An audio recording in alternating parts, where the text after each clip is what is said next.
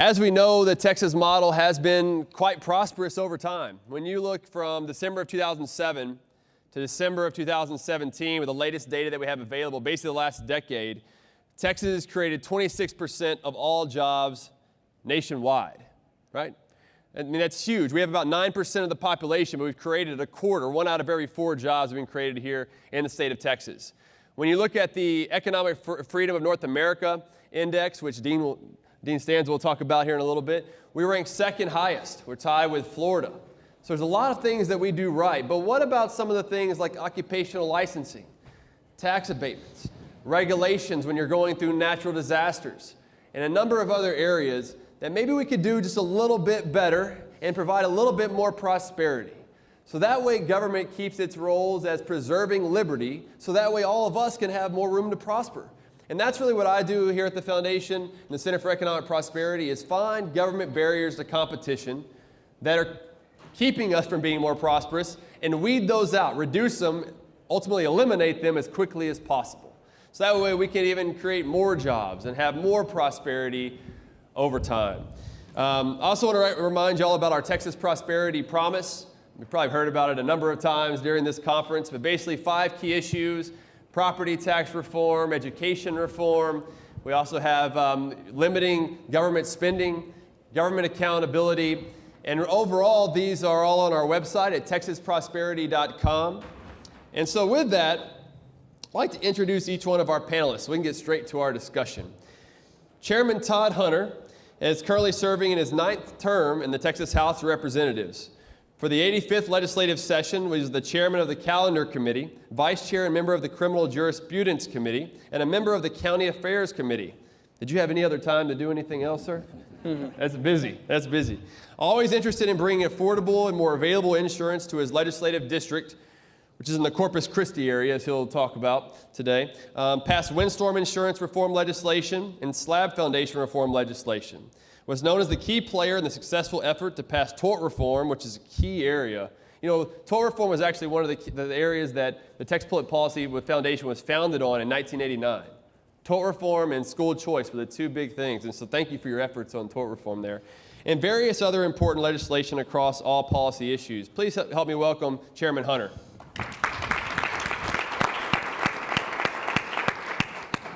To his left there is Dr. Dean Stansel. Dr. Dean Stansel is a research associate professor at the SMU-O'Neil Center for Global Markets and Freedom. Before entering academia, worked for 7 years at the Cato Institute, public policy research organization in Washington, D.C., where he produced over 60 publications on fiscal policy issues. He's the primary author of the Economic Freedom of North America annual report, which provides an economic freedom index based on government spending, taxes, and regulation, and he'll give us some more details on that. He has academic publications that have appeared in the Journal of Urban Economics, Public Finance Review, and others, and a number of op-eds, and I've had the pleasure of writing several of those op-eds with him.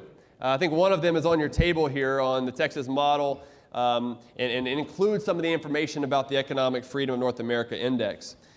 So please help me welcome Dr. Dean Stansel. Finally, on the end there is Matthew Mitchell.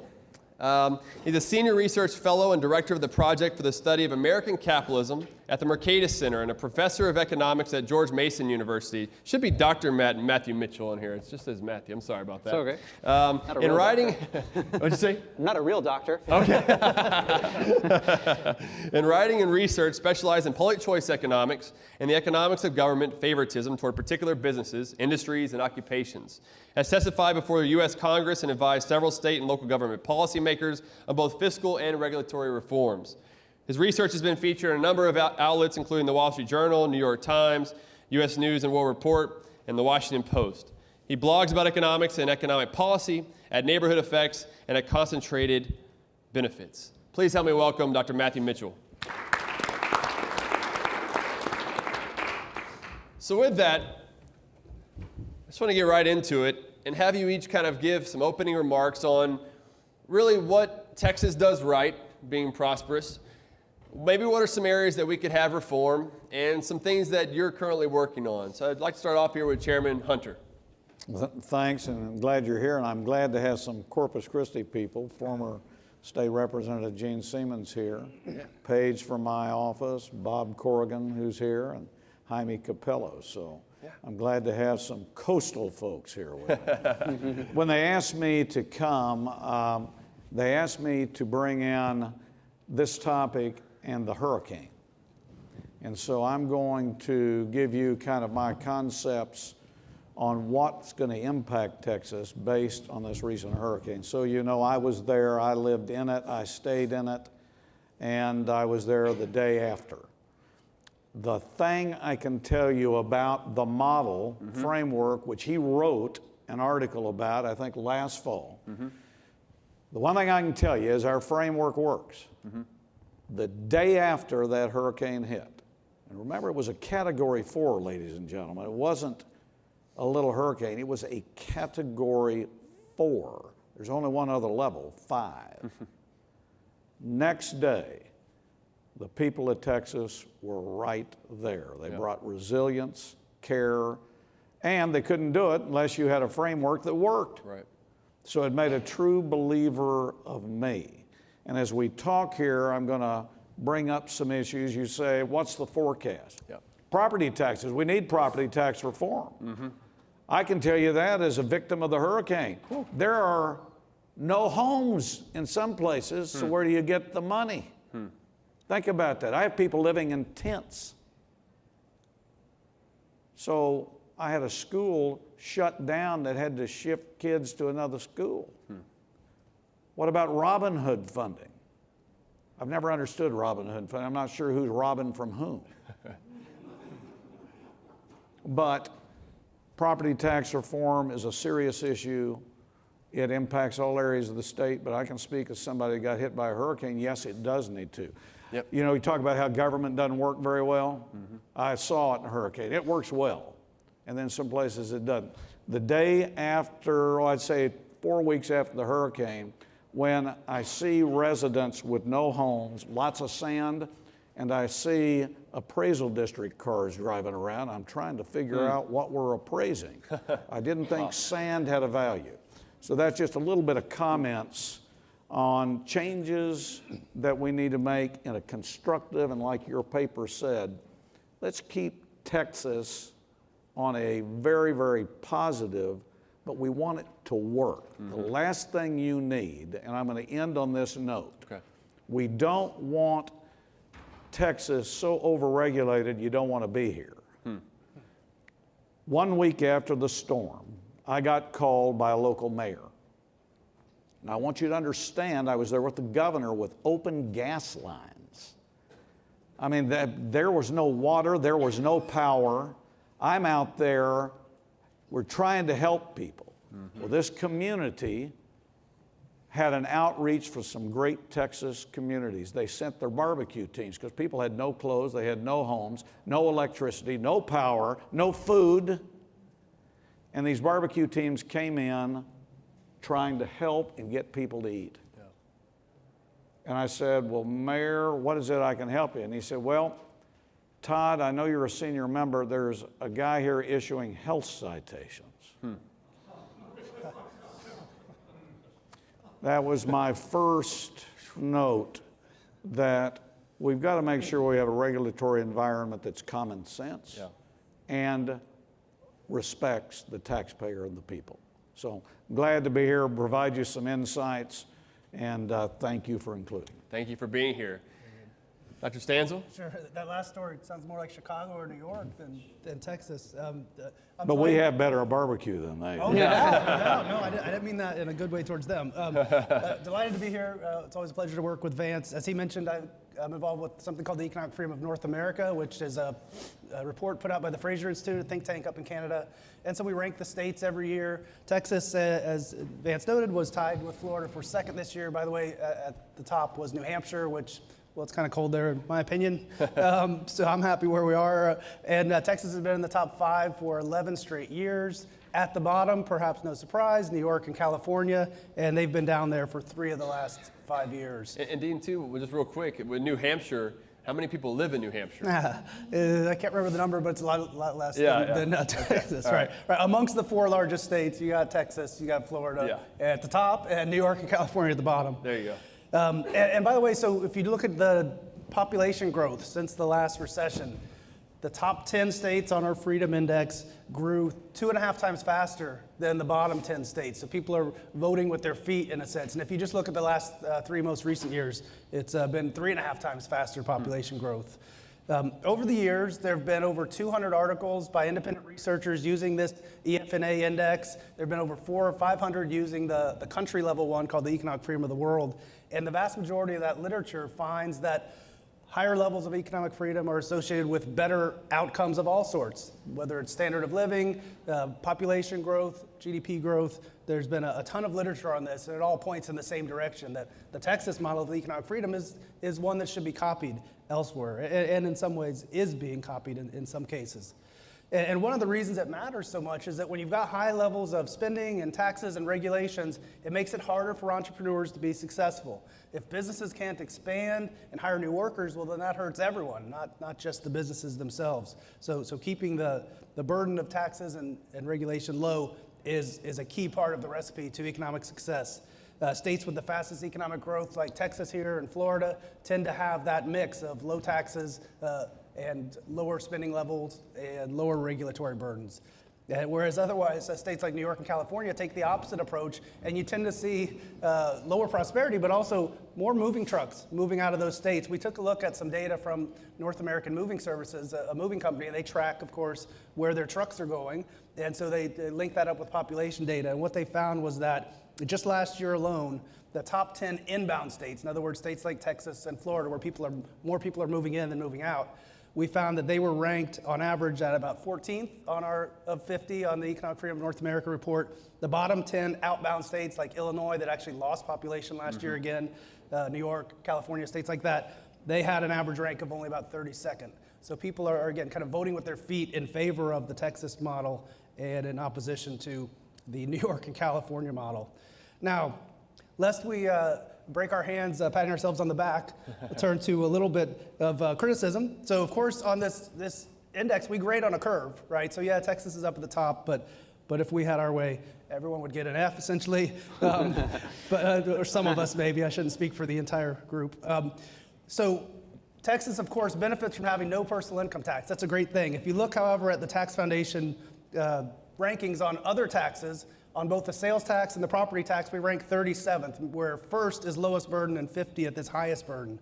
So we got room for improvement there. Vance has done a lot of work on this, but no one's mentioned it yet. Getting rid of the margins tax is essential. Very few states have this, so we are at a competitive disadvantage to almost every other state in that regard, and having this kind of unusual, unpopular, and anti-efficiency tax. Now, if we're going to lower taxes, we've got to rein in government spending, right? Since if you're a state, you got to balance your budget. You're not like those guys in Washington who can just spend as much as they want. And one way to do that is to put on a spending cap where you don't let spending grow faster than population growth plus inflation. I know Vance has spoken on this many times, and I think that's a formula that's worked in other states, and it allows you to, forces you essentially to slow the growth of spending. Not outright cut spending, which would be nice, but at least slow the growth. And a good start, and I don't want to rain on Matt's parade, so I'll just close with this brief mention. A good start would be to rein in the corporate welfare spending. If you look at Florida, where I moved from just 2 years ago, over the past 2 years, they've zeroed out their what they call Enterprise Florida, which is a similar program to Texas Enterprise Fund. They've zeroed it out and not given any new incentives to companies. So that'd be a good place to start, in my opinion, and I'll just leave it at that. All right, thank you for those opening remarks. Excellent. Dr. Mitchell? Thank you. So the chairman and Professor Stansel talked about what works broadly, economic freedom. Building off of Dean's last point, I'm going to discuss what doesn't work. So my home state is New Mexico. I fully recognize the irony in somebody from New Mexico trying to tell people in Texas about what works economically. It's sort of like Chris Farley offering, diet advice. What I'm going to try to do is sort of say, don't follow the model of other states like New Mexico and Louisiana and Wisconsin. As Dean says, there's been hundreds of articles showing that economic freedom is positively correlated with growth. And Texas is among one of the freest states in the nation, and this is no surprise. That's probably why it has been so prosperous. If you follow the news, though, you wouldn't think that that's the key to prosperity. You would think that the best key to prosperity is a governor standing next to a CEO handing them a big check, right? This is what dominates the news discussion. This is the $3 billion. Now we find out it's actually closer to $4 billion deal that Scott Walker handed out to Foxconn. This is the 238 cities and states that are bidding on Amazon.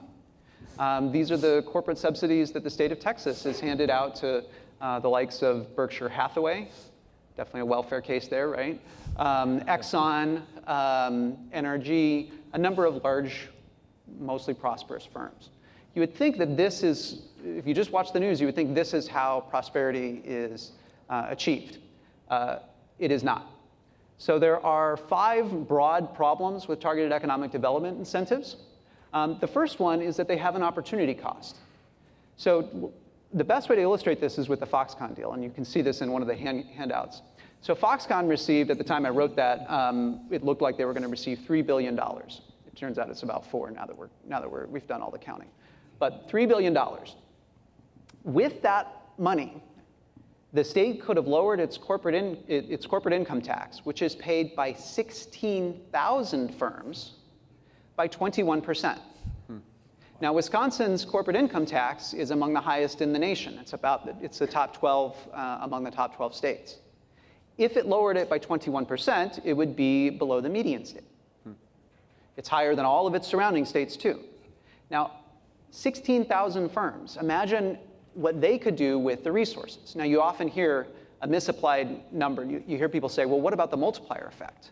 When we give money to Wisconsin, to Foxconn, not only can they hire their 13,000 people, but all these surrounding industries could hire more people. All right, that is true. Any amount of economic activity has a multiplier effect. But if that money were kept in Wisconsin taxpayer pockets, that is, if the tax rate could be 21% lower, all those industries would have a multiplier rate of their own. Moreover, we know that taxation causes what's called deadweight loss. Whenever you raise taxes, you discourage economic activity. So it costs more. In other words, more is taken out of the Wisconsin economy than $3 billion in order to transfer $3 billion to Foxconn. Okay? So that's number one, is there's an opportunity cost. Number two is it encourages bad investments. The best way I can describe this is think about West Texas. With enough subsidies, you could get Dole to relocate pineapple manufacturers into West Texas, right? Wouldn't be a good idea. If a business decision would not be made but for a subsidy, it's a business decision that should not be made. Markets are market signals are designed to discourage bad investments. If it looks like you can't raise the capital in a private market in order to start a business, that's the capital markets telling you, holding up a big stop sign saying that's a bad investment. But when policymakers hand out subsidies, they are essentially overriding those market signals. They're saying, it doesn't matter that investors think this is a bad idea. It doesn't matter that the profit and loss margins don't look good. Just do it anyway. Okay? And we've known for the better part of 300 years that states prosper when they specialize in producing those things for which they have a comparative advantage, meaning specialize in what you're good at producing. And again, if the market says that you're not good at producing it, you shouldn't be producing it. Okay, third is it distracts business people. It causes businesses to be overly interested in pleasing policymakers and not in pleasing customers. You can see this in Tesla, for example. Their entire business model is built around pleasing policymakers. They have yet to turn a profit on actually creating value for customers. Their entire business model is based on transferring resources from taxpayers. If you have an entire economy where you're not paying attention to consumers, instead you're just paying attention to policymakers, it's going to be a backward economy. Next, it distracts policymakers. It makes policymakers think that the key to growth is in picking winners and losers and finding the right companies, not in creating a broad and open environment for growth based on economic freedom. So the best way to think about this is, let's go back to Wisconsin. Is Foxconn an advocate for lower corporate income tax rates now? No, of course not, because they are spared that rate. If you are able to pick out particular firms and industries and spare them a burden, they are no longer going to push for lowering burdens for everyone. So you actually, there's a forthcoming research in the Journal of Regional Sciences that finds that those states with greater levels of subsidies actually have lower levels of economic freedom. So the real engine of economic freedom that Dr. Stansel talked about, that you have hundreds of studies showing is correlates with prosperity, actually is diminished by issuing subsidies. Finally, they just don't work. So my colleagues and I have been trying to read every single study of economic incentives that we can get our hands on. So far, we're up to 88 studies. And what we found is the studies roughly break down into two ways. If you can think about how you measure the impact of a subsidy, there's sort of two ways to do it.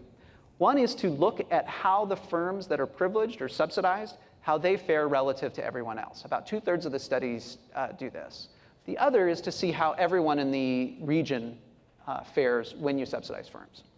Now, no offense to the authors who have pursued the first path, but I think that's a really dumb question.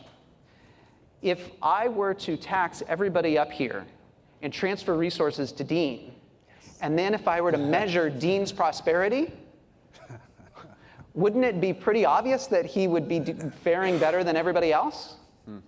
And if you actually talk to policymakers, often this is what they say, this is what they think about. Like, well, you know, we gave money to Foxconn and Foxconn hired. Well, duh, of course they did, right?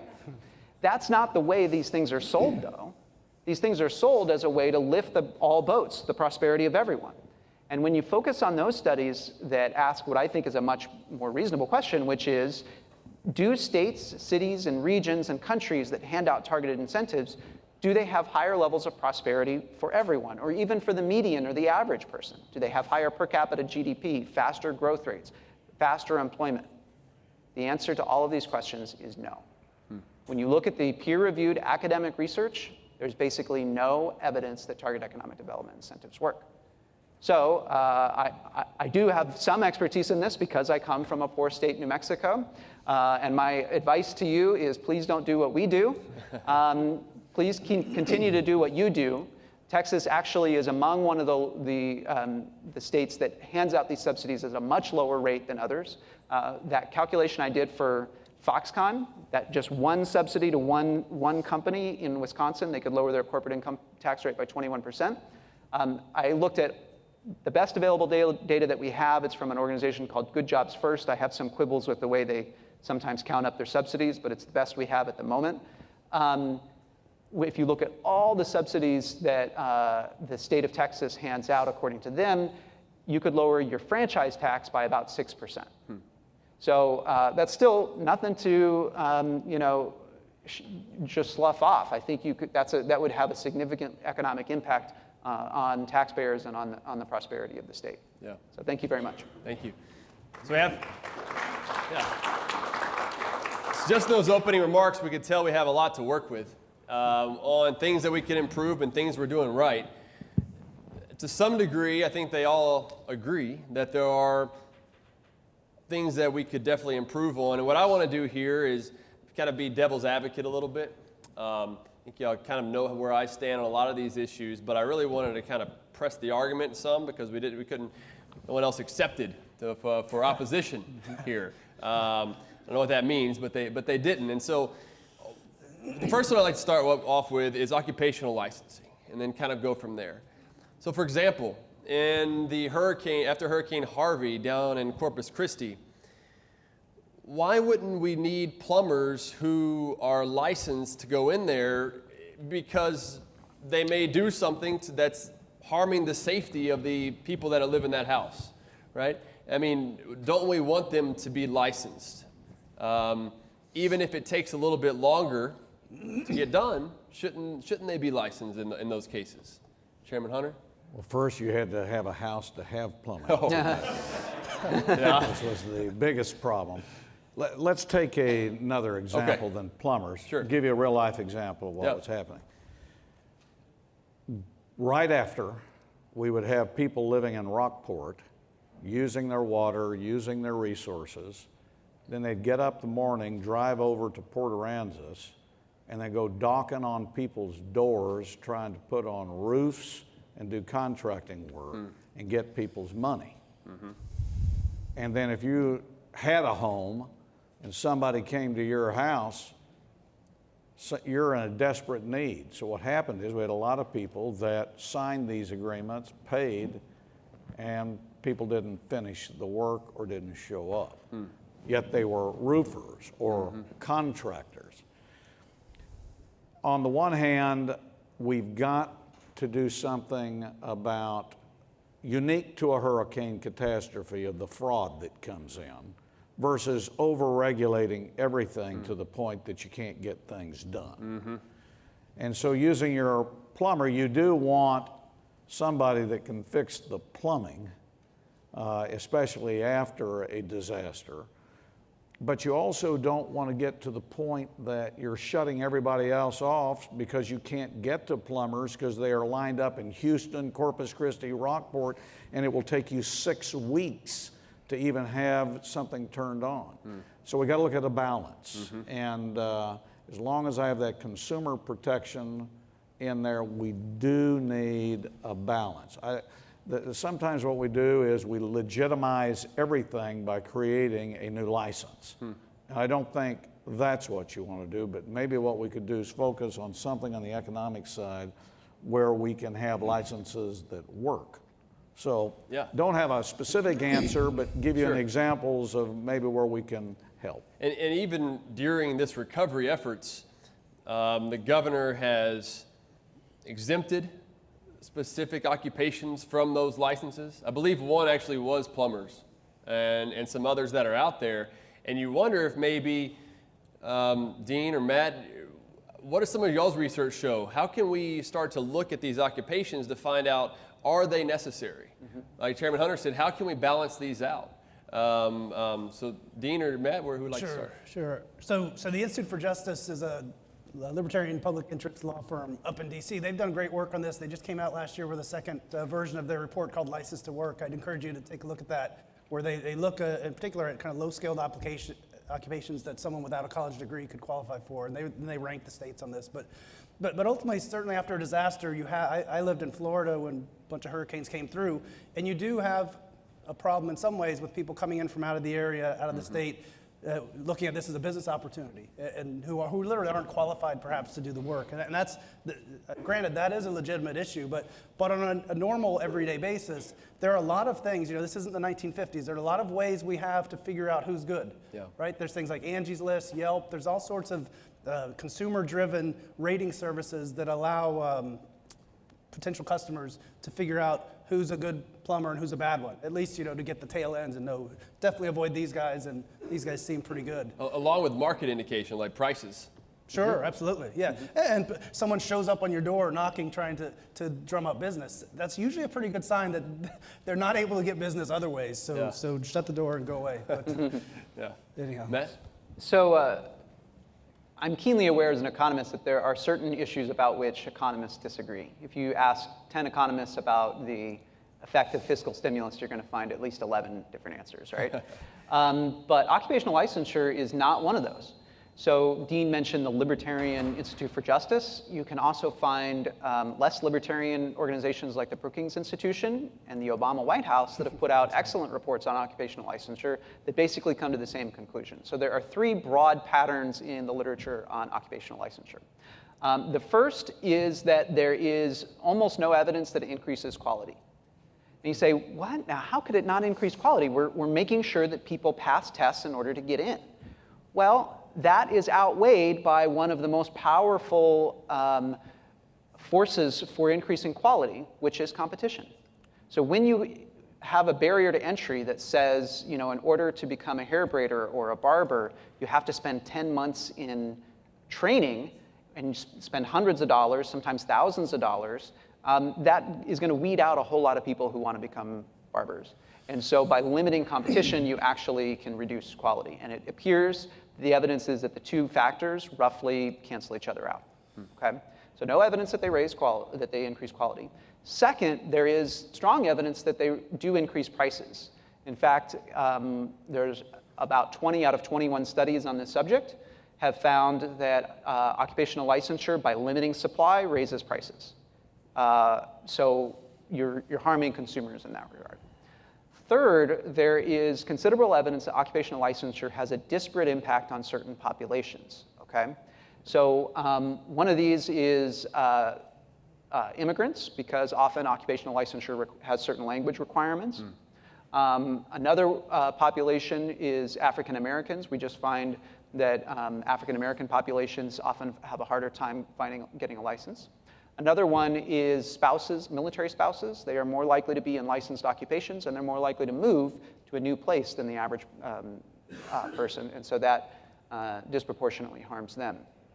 So with all of these factors, that just makes me think, well, there's got to be a better way to do this, and that's where what's already been talked about, I think, becomes relevant. Is the chairman was talking about how do you deal with fraud? Well, you deal with fraud with the way we've dealt with fraud for hundreds of years, which is laws that say you cannot commit fraud, right? Mm-hmm. You deal with it by enforcing the existing laws, not by trying to weed it out ahead of time. But there's also now an enormous amount of, as Dean said, new resources, everything from Google reviews and Angie's List to normal market signals of prices, profit and loss, and insurance, and there's bond posting. There's even less intrusive government methods, such as registration with the state or even inspections. I think it's ridiculous to inspect after a hurricane, but if you have a regular inspection once a year of a restaurant, that's much less intrusive than saying we have a big barrier to entry that you have to pay thousands of dollars in order to get in. What might we do with go ahead. Can I just add one last thing? So this is an excellent example of the difference between being pro-business and being pro-freedom, because who do you think are the proponents of these restrictions? Yeah. The existing businesses. It keeps their competition away. In Florida, they license interior designers. In, I think it's Louisiana, they license florists. I mean, there are all sorts of things where we're just allowing existing businesses to put up these barriers to competitors, which means prices have to be higher because you have less competition.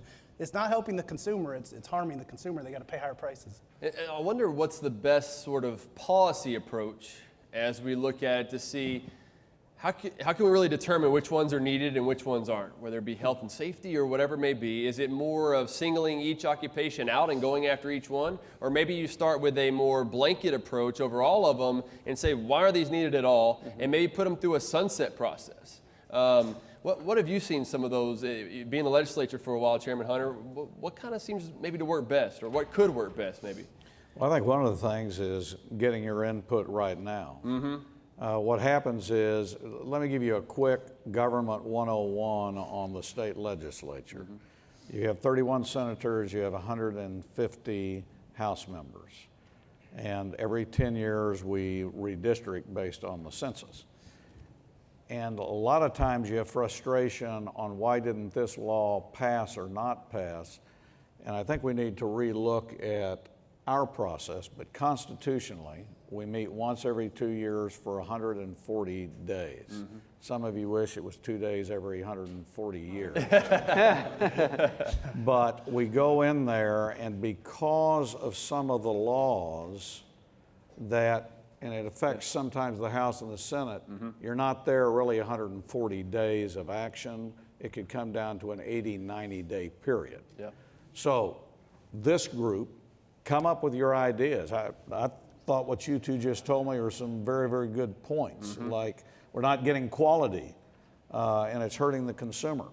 So for everybody listening, think about we have that short period. So the more you can help guide us, we can. Yep. I do agree. It does seem to be, I've learned over the years, too much certification. I'm not saying that you're getting a gain. Mm-hmm. It does seem to me that it's an economic decision, as you said, rather than the result driven. Yep. And so I do think more groups and you let us know. Keep that down, go other directions. That helps. That helps. And let us hear from you. A lot of people don't tell us. And even though I may not be your state representative, come talk to us. Yeah. That's our point. We represent our district and you. But one of the cool things about Chairman Hunter is on his Twitter account. he'll tweet out that he's at a certain coffee shop. That's correct. Every once in a while, and I follow him on Twitter. I was like, okay, I wish I was in Corpus Christi right now because I'm gonna go meet him. Well, now let me make sure. I get asked this all the time. Everybody thinks I'm a caffeine addict. You're not? And I love iced tea. In my area, unlike like Austin, where you have coffee shops every place, we don't. Mm-hmm. And so I actually go to the different coffee locations or local businesses, because that's where people can talk to me. And as you say, if you follow me, you can show up and I visit with people there. Yeah. Water desalination, which is being talked across the hall, was an issue I was involved in. That came from just talking to people at these various. Yeah, they didn't like the water used in the coffee. That's how what happened. Yeah. So what about some of these approaches for policy? How might we deal with it? So the typical way that a state legislature goes about trying to eliminate useless licenses is some brave legislator carries a bill that will eliminate 24 licenses. And then they proceed to get 24 arrows in their back, as Dean said, not from consumers, but from the actual industry that does not want their barrier to entry removed. So then they start pulling the arrows out one by one and saying, okay, well, we'll still have a license for hair braiders, and we'll still have a license for horse masseuses. Yes, many states actually have a license for this, or a few states do. We'll still have a license for interior decorators, as some states do. We'll still have a license for locksmiths, as Texas does. And they start to take these off, and then like a bill limps over the goal line that has elimination of like one ridiculous license, right? So what I would recommend is a different approach, and it's borrowed from some successful examples of rolling back government favors or privileges to particular firms or industries. And this has been used in a couple of other contexts. To my knowledge, it hasn't been used in the states yet on licensure. So I would recommend paneling an independent commission. Charge this commission with evaluating all the licenses. Ensure that the commission is not dominated by members within the professions. It's okay if they have some members within the professions, but also make sure consumer advocates, make sure employment advocates are there, people who are hoping to try to get young graduates or military spouses or whatever employed. Have them evaluate all the licenses. Make sure that they also are familiar with the economics of licensure, that they've read the 2015 Obama administration report, that they've read the IJ report, that they've read Morris Kleiner from University of Minnesota, I think, yeah, who's the world's expert on licensure. Make sure that they are acquainted with that. And then give the legislature some cover here. So have legislators cast big, obvious, conspicuous votes for limiting licensure, but have the commission decide which particular licenses they're eliminating so that the legislators have some cover from taking away a privilege, an anti-competitive privilege from the special interest. BRAC commissions have this characteristic, and they've been successful in eliminating military spending that military brass say is unnecessary, but local congressmen want because it means jobs for their district. Canada has had some successful reforms in eliminating about in British Columbia, they eliminated about a quarter of all their licenses. No, I think it was 40% of all their regulations with a process similar to this. So that's something I would recommend. Wisconsin has a model legislation that's kind of working its way that is similar to this. I would encourage something like this that tries to get through this logjam of special interest. Sure. Because they're just very powerful. That sounds good. I want to just build on that BRAC example briefly. So what happened, this was a long time ago, I think it was in the 80s at the end of the Cold War, they set up this independent commission, and the thing that made it work so well is they said, you guys come up with a list of military bases we can close and send it back to us, and we're going to vote it up or down. We're not going to be able to amend it. So basically everyone's ox got gored, so they were able to get it done. And the approach of the 24 arrows, right, that never works. You end up with one maybe. Yeah. And so you really need to lump them all together. My idea, get rid of all of them. Yeah. And it was economist Phil Graham who actually came up with that idea. Oh, okay. Yeah. Oh, good point. And he's here. Yeah. He spoke yesterday morning. Oh, there we go. Foundation. Good point. So, kind of moving on to another topic, back onto tax abatements or incentives, things of that nature. I remember Larry Kudlow from the Kudlow Report talked about the best path to prosperity is a job. A lot of people have said that. Reagan said something along those lines, and I think it's true. You want people to have jobs. So why isn't it that these incentives aren't a good thing because they're creating jobs? Isn't that what we want? Mm-hmm. So I think that's a great question. That's the very first one you should be asking. But what is a job? Why do we work?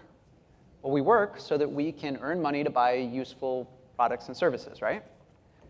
You could create 100% employment tomorrow if you hired half the population to dig holes in the ground and the other half to fill them up, right?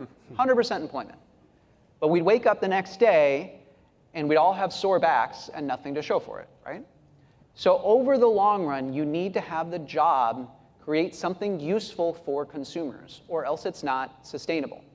Now, that's hard to say to an employee, but it's really, really important to say to an employee, because if you don't, you're doing them a disservice. You're luring them into businesses or industries that don't have a future.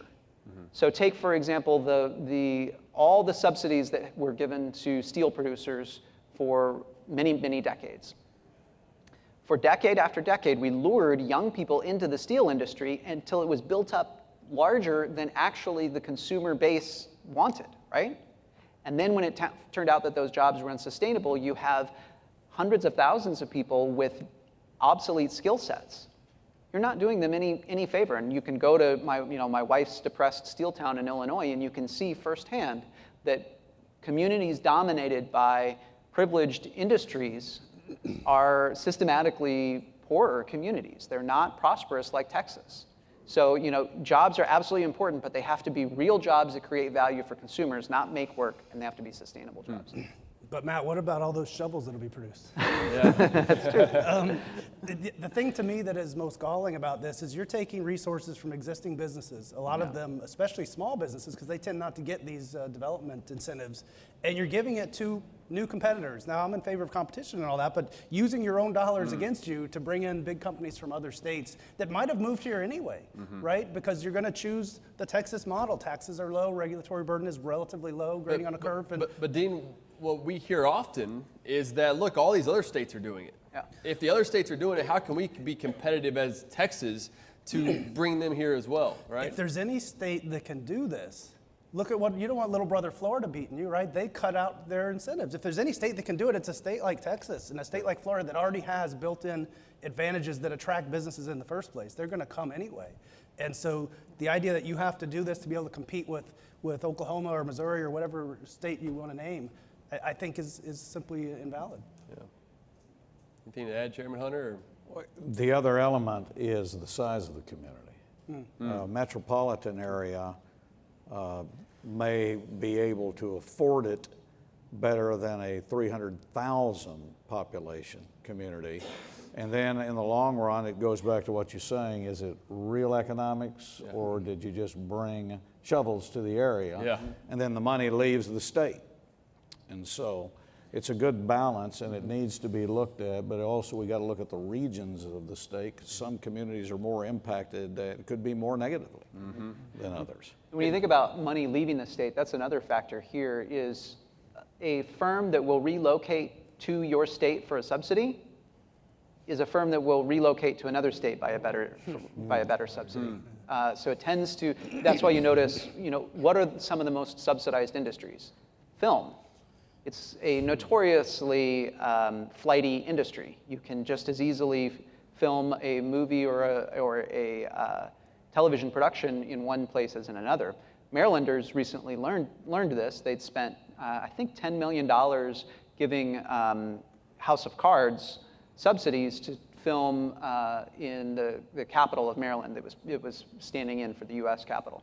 And after about a year and a half of production, the production company said, we really need more. 10 million is not enough. How about you up it to 15 million? So subsidy firms that are bribed simply just typically don't stay bribed. They keep coming back for more and more. So did they do it? Did they raise it? Or? Yes, and it was sort of this ridiculous.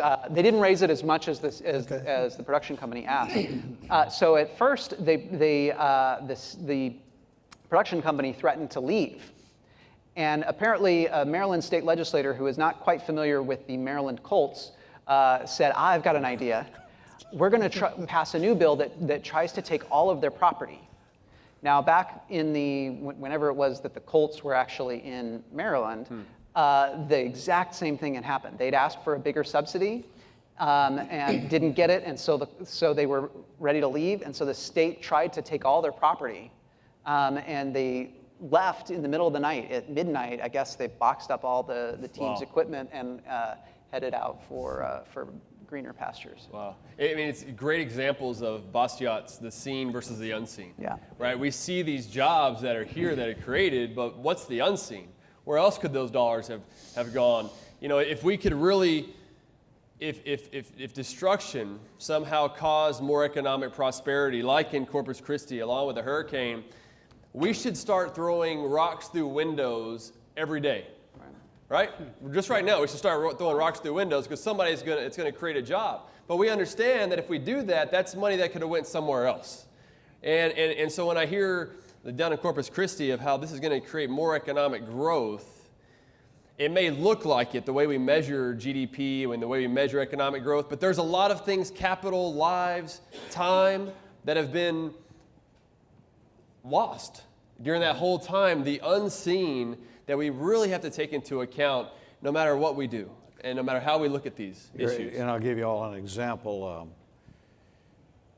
He is correct. I mean, you will have, if you follow any catastrophe, when the money finally gets sorted out privately or publicly, you see an economic surge. I mean, it just happens because of rebuild. Right now, we have no hotels in some places. You go to Port Aransas. So that's one of my favorite spots to go. And I'm telling you, think about spring break's about to come. Where's all the sales tax? There's no sales tax.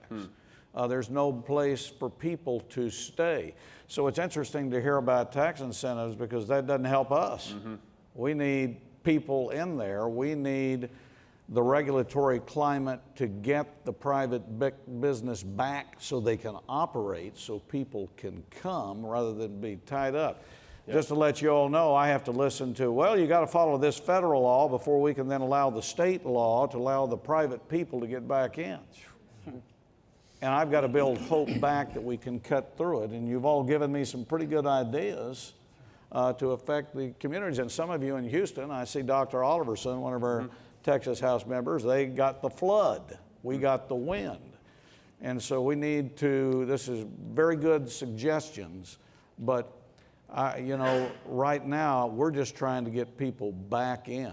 I've told everybody, quit having press conferences unless you got a hammer, a shovel, and a broom, and then you can come on. But just real quick to stay on the hurricane a little bit more, last night, Congress passed a budget, right? For better or worse. There's some things in there I don't necessarily like, but part of that was about almost $100 billion worth of disaster relief. For Texas, Florida, California, some maybe for Puerto Rico, but disaster relief in general. I'm not sure how much we'll get here in Texas yet. I don't know if you've seen that yet, but what's interesting is that we would talk to some other folks and they said, look, the regulations, so FEMA basically handed it over to Texas General Land Office and said, y'all run a lot of this recovery efforts, but then had all the regulations and eligibility requirements still determined by FEMA. And so it goes exactly what you were saying. All the regs were still determined by the federal government, and that's holding up people from recovering faster. My sister was in South Houston when all this happened, about 2 feet of water in her apartment, and she has been in a hotel with 4 kids for the last 5 months. She's just now moving out. And this apartment complex where she was at still hasn't renovated. So it's like, what are the incentives that are in place to do this? And so people continue to suffer each and every day. And that's really why we wanted to have this discussion here is how can we remove these ways that are keeping us from being more prosperous over time? And another key one I want to finish off with before we get to Q&A, Dean, is looking at government spending, right? Government spending, is there a cost to government spending? I mean, what else could we do with government spending? I mean, are we not spending enough? You talking about the state, or are you talking about in general? State, yeah, state. So sure, there's a cost. Remember, devil's advocate here. Matt, yeah, exactly. Matt talked about the concept of opportunity costs. Anytime you take taxpayer dollars and put it over here on this program, well, there's the cost of what else you could have done with it in terms of other programs, but also I like to think more about what else the taxpayer could have done with it, individual entrepreneurs could have done with it to expand their business, to hire new workers, to invest in capital to make their workers more productive. And so absolutely there's a cost. And that's why I think, at the bare fundamentals, we should say, is this program necessary? And if not, get rid of it. Mm-hmm. Matt, anything else to add to that, or? Just that to constantly keep in mind that anytime you tax something, you get less of it. Mm-hmm. And so, when you see a spending item, if it's X amount, remember that it's the actual cost for the economy is about 1.2 times that. So you're not just taking funds out of the economy with an opportunity cost, you're actually discouraging economic activity because anything you tax, you get less of it. Yeah. Yeah, I mean, and one thing that we've been looking at the foundation is, what if we were able to have a stricter spending limit over time, where it's population inflation or something, mm-hmm. and use surplus dollars that come into the state to buy down property taxes, replace some of the school M&O property taxes over time. That's half of the property tax burden anyway. So maybe you could eliminate that portion over time. We've also talked about a swap with sales tax, raising the sales tax, but you may not even have to do that if you can just use surplus revenue. Or you could buy down the franchise tax. That's about $5.8 billion, $7.2 billion if you look at all funds. We've got a $217 billion budget, so it's not nothing, but it's a pretty small portion of the budget. But what if we were able to use some of that surplus revenue to get rid of these taxes to allow for more economic, competitive environment in Texas, so we didn't have to have, incentive packages or anything else that's going on? That might be able to create one of the most prosperity-generating reforms that we've seen in Texas and the nation is seeing. Because what's happened in Texas also affects other states in the nation, and I would argue even the world. We're the 10th largest economy if you look at us as an independent nation in the entire world. So there's a lot of things that can happen. And so I'm wondering if, just as we only have a minute left, if maybe just go through what are some key areas that we might be able to look at to make us more competitive, with your final comments. Chairman Hunter? Well, first, remember the census is about to start. Mm-hmm. And the census, we're going to be bigger again.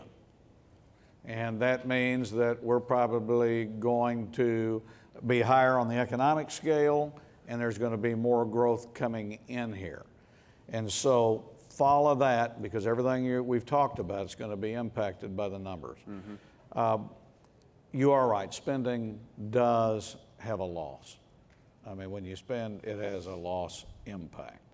And I think your concept on the framework, on looking at spending limits, looking at control from the state, if we could get those ideas between now and like November, yeah, you have the time period to have a really good constructive approach, mm-hmm, to take a look at it. So good, yep, concept, use that time frame on, yep, on the state of Texas government. The other states have a different system. Yeah. Okay, quickly, 3 things. Get rid of the margins tax, put in a spending cap, population growth plus inflation, and get rid of the Texas Enterprise Fund and all the other things like it. Okay, nice. What he said. Great. Thank y'all so much. It's been a great discussion. Now we want to turn it over to all of you to ask even harder questions than what I've done here. Christy has the microphone, so please wait for the microphone to get to you. We'll start right here. And please pose your statement in the form of a question. So we can have a number of questions. Like Jeopardy. Huh? Please, sir. No. Like it is. There it is. There you okay. go. Yeah, so, well, I was going to say an anecdote, but to keep it brief, the thought or the idea for Representative Hunter would be, we have all this as licensure, but why don't we just repeal whatever law it is that makes it illegal not to be licensed? In other words, recently we had to replace a water heater. I did want a master plumber, but okay, if someone's not a master plumber, don't make it illegal for them to do the plumbing. Just make it illegal for them to pretend to have a license that they don't have. Mm-hmm. Consider that. Is that a good idea or not? I think it is a good idea, and you've got a good point. Yeah.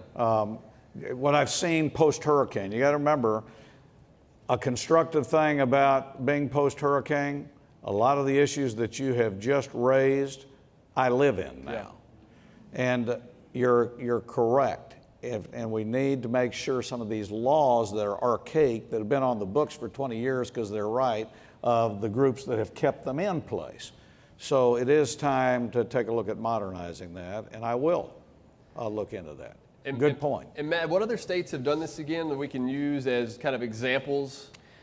So the unfortunate thing is I don't think there's a great example of a state that's really aggressively pursued occupational licensure deregulation. What I would look at Texas can be first then? Yes, it could be. It could be. I'd look at the British Columbia model for deregulation in general. It wasn't just occupational licensure, but it was deregulation. Actually, Mercatus has a paper on this by a woman named Laura Jones, so I would recommend that. And you could look at things like BRAC and try to apply it, but I'm not sure if there's a good example of a state that's really been the first out of the gate with that on occupational licensure. Good. Dean, anything to add before? No. All right, I think we had another one right back here. Yes, sir. Right there. Thank you, Mr. Chairman. I'm Dennis Borrell with the Coalition of Texans with Disabilities. I appreciated your comments on the inefficiencies of corporate welfare, but I couldn't help noticing that you always want to repurpose the money you don't spend on that to other benefits for business. I would point out that our fellow citizens, many very disadvantaged in this state, are suffering. We rank 50th in community services for people with disabilities. In 2015, our state cut therapies to incredibly disabled children. Why not go to that value of compassion? If we're going to cut corporate welfare, why does it all have to go to other business benefit? Why not address some of the glaring gaps in our social safety net? I'm pretty sure I know how the chairman feels, but I'd like all of you to address that. Well, what I would say is anytime you're thinking about what should government be doing, ask yourself the question, it should only do those things which the private sector cannot. Economists have a word for this. It's called a public good. And a public good is non-excludable and non-rivalrous, meaning the private sector does not have an incentive to produce it because the non-excludable part means that they can't charge people in order to produce it, and the non-rivalrous part means that when you provide it to one, it can be freely accessed by others. So focus closely on making sure, because remember, government, it is coercive. It's inherently coercive. And I don't mean this to be pejorative, but it just means it is the institution in society that has a monopoly on the legitimate use of force. That's what social scientists call government. And so you have to be very careful about that and how you use it. So if it's for charitable, if you think charitable cases fit the criterion for offering, if they fit the criteria for a public good, I'm fine with that. But what definitely doesn't is corporate welfare, because it's clearly a private good. So you're using coercion in order to promote private goods. But you have to be a philosopher, I think, in part to decide what is some of this stuff. Yeah, just briefly, I think if there's any way you could link the margins tax and the corporate welfare, it's fun getting rid of the margins tax by ending corporate welfare. Maybe the numbers don't add up. I haven't run the numbers. But ultimately, the idea is this. If you reduce the burden on business of taxes, then their costs of doing business are lower, and that benefits three groups. It benefits consumers, right, because now it's cheaper to produce a pound of steak or whatever you're making. It benefits your workers because you got more funds available to pay them and give bonuses. We saw a ton of bonuses come out after the federal corporate tax reform. And then the third group, well, if it's a shareholder firm, the shareholders would benefit. So it's not a matter of just benefiting, Daddy Warbucks or whatever the words are. You can help consumers and workers by reducing that burden of things like the margin tax. That's a good point. And actually, let me just add to that is on that literature on economic freedom, there's a subset here of the research that has looked at the impact of economic freedom on the poorest 10%. Mm-hmm. And what you find is economic freedom, those countries and those regions that have higher levels of economic freedom, their average person does better. But those in the lowest 10% of earners actually in free regions and countries actually do much better than the 10%, the lowest 10% in the unfree regions and countries. So economic freedom seems to be good for the average person. It seems to be really, really good for those who are least well off among us. Chairman Hunter, you look like you were ready. Yeah, I want to throw a different element in.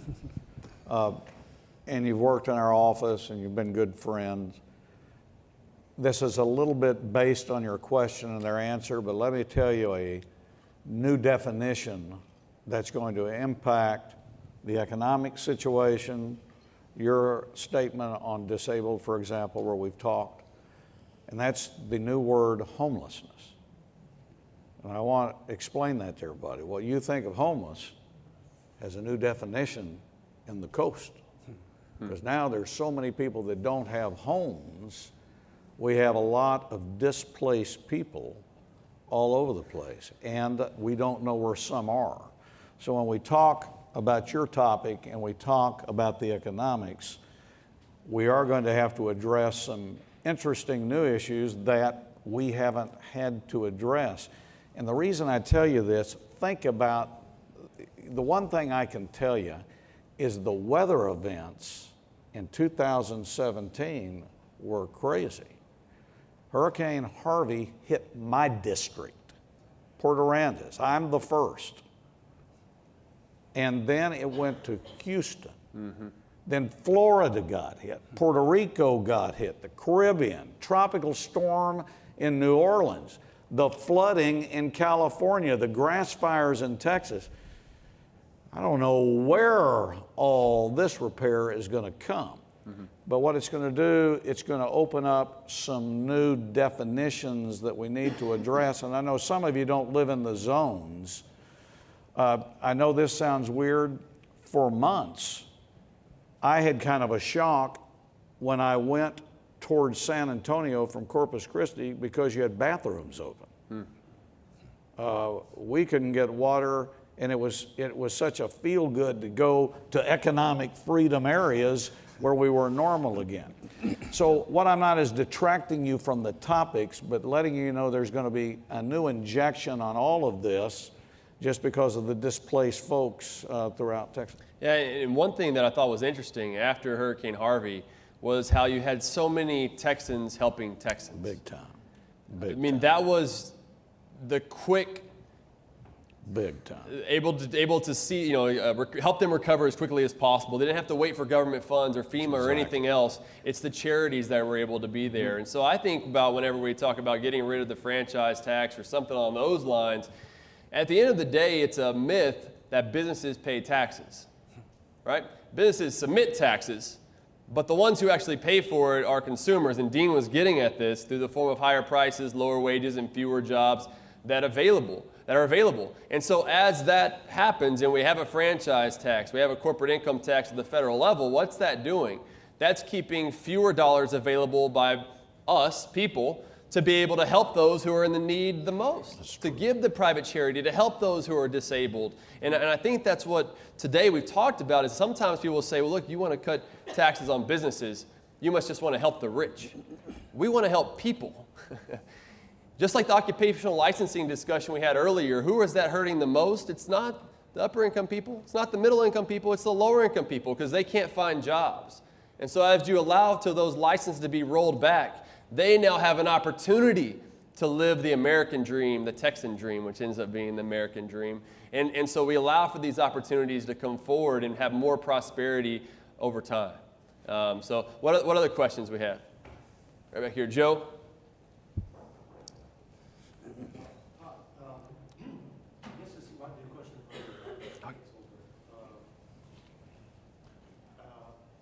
Freer societies have been richer societies, economically freer societies, okay.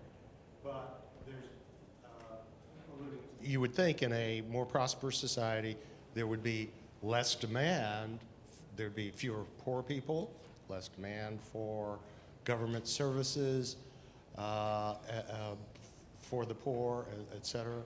And yet, paradoxically, more prosperous societies have more money to spend on government and tend to have big governments. So I wonder is there any that provide a lot of services to the poor and anybody else, family leave, child care, et cetera.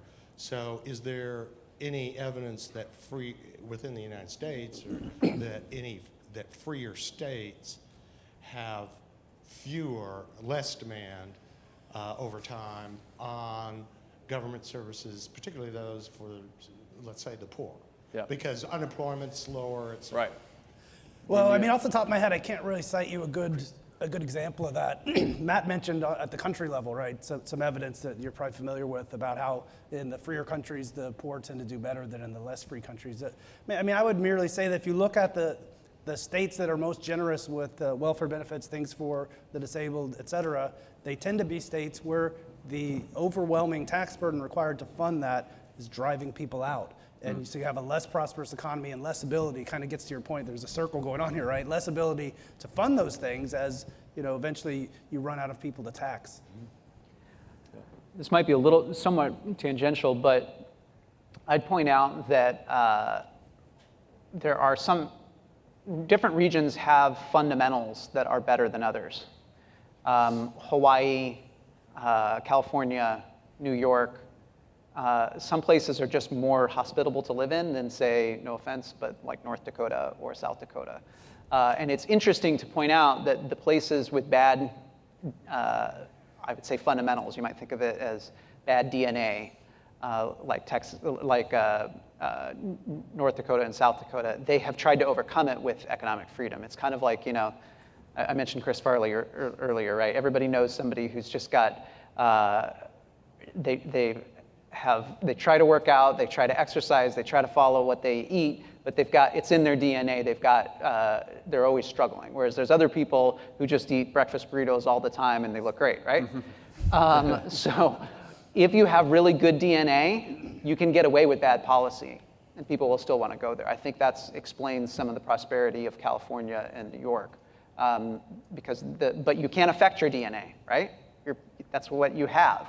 What you can affect is policy. You can affect, to extend the analogy, the amount you exercise, right? So for a state like Texas, I think you're really blessed because you have both good DNA and you have good policy. It's sort of a pretty unique mix.